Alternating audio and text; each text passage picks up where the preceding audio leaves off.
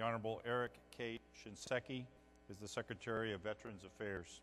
Most of you also know that Secretary Shinseki retired from active duty military service as Chief of Staff, United States Army.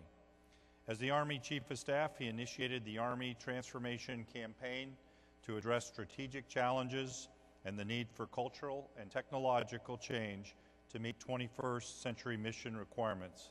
Secretary Shinseki's leadership was evident in the aftermath of September 11, 2001 terrorist attacks when he led the Army during Operations Enduring Freedom and Iraqi Freedom and integrated the global war on terrorism with the transformation the Army had already undertaken. Secretary Shinseki is uniquely suited to lead the Department of Veterans Affairs. It is my great pleasure to introduce the Honorable Eric K. Shinseki, Secretary of Veterans Affairs. Okay. Sir, thanks very much. Thank you very much. Thank you, sir. Thank you. Thank you, everyone. Thank you all very much.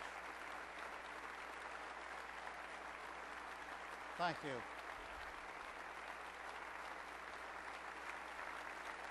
Thank you all very much. Very kind of you, very generous.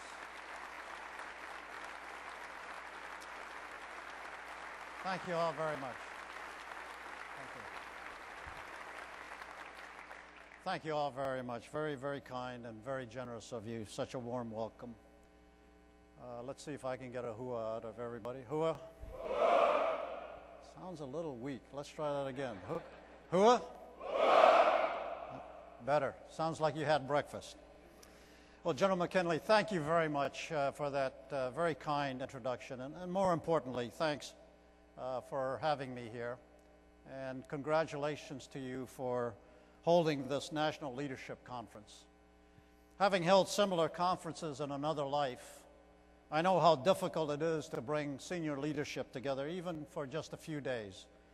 So my congratulations to you. Only the best organizations, in my experience, value this kind of engagement and leader development.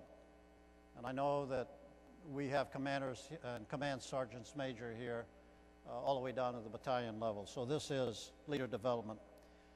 So once again, congratulations, Chief, for this effort to grow your force. I know there are a number of old friends and associates in the audience this morning, and rather than the tradition of recognizing all of you individually, let me just collectively acknowledge all of you by saying once again, as I have before, that I'm honored to be here once again with the leadership of the National Guard. Now, in this season of Thanksgiving, and that's the season we're in, I always ask the Almighty's blessings on all who serve in uniform and those who have served the cause of peace, which is what our country stands for. And so I thank the men and women of the National Guard for your service, your sacrifice, and that of your families for our nation. As a nation, we're truly indebted to all of you. President Lincoln's charge during his second inaugural is an oft-quoted phrase, his second inaugural address. And it reads like this: to care for him or her who shall have borne the battle, and for his widow and his orphan. That quotation adorns every one of our VA facilities and appears repeatedly in our publications. It's become our mantra, defining VA and what we do. Care is the operative word in that quotation.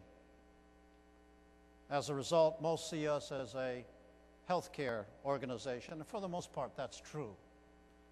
We operate 153 medical centers, which are affiliated with 102 of the best medical schools in the country, all of which are networked through something called VISTA, our extensive electronic healthcare record, the most comprehensive one in the country and maybe in the world, networked to our 774 community-based outpatient clinics that are out there in all of your communities, 232 vet centers, and further outreach to clinics that we bring up and take down as we need out in the more rural areas, and including mobile clinics on wheels that reach as far as we can into the rural countryside where veterans live. This extended network of capability and care makes VA the largest integrated healthcare system in the country.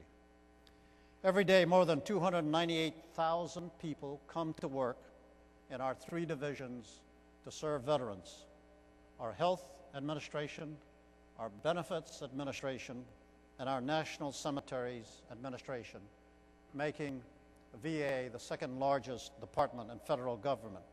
But beyond health care, here's what's also true about VA. We're second only to the Department of Education in providing education benefits, amounting to $9 billion annually. We are the 8th largest life insurance enterprise with $1.1 trillion in insurance coverage, 7.2 million clients, and a 96% customer satisfaction rating. VA insures each of you and every other member of the military covered by SGLI, the Service Members Group Life Insurance Program. We administer that. VA guarantees nearly 1.3 million home loans with an unpaid balance of $175 billion. Our VA foreclosure rate is the lowest amongst all categories of mortgage loans in the nation. We try to keep that service member or veteran in their houses. We'll adjust rates, we'll extend payments, and the intent is to serve them as best we can.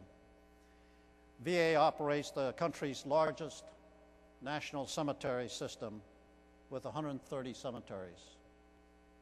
Now, notwithstanding the breadth and depth of these capabilities and services, here's what's also true about our veterans population. We number roughly 23 million. 23 million veterans in this country, yet only about 1/3 of us, 7.9 million, are enrolled in the VA. When you ask why, I don't know. I'm still trying to figure that out.